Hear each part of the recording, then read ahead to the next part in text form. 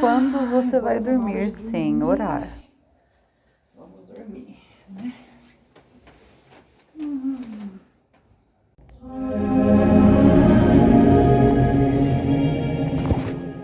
Oi.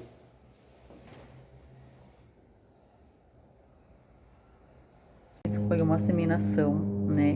Uma demonstração, mas assim, meio que de comédia, né? Um vídeo mais ou menos que eu fiz, não é aquele vídeo 100%, aquele vídeo bom. Mas uma coisa que eu digo pra vocês, nunca deixe de orar. Antes de dormir, sempre fale com Deus. Comenta, curta e compartilha.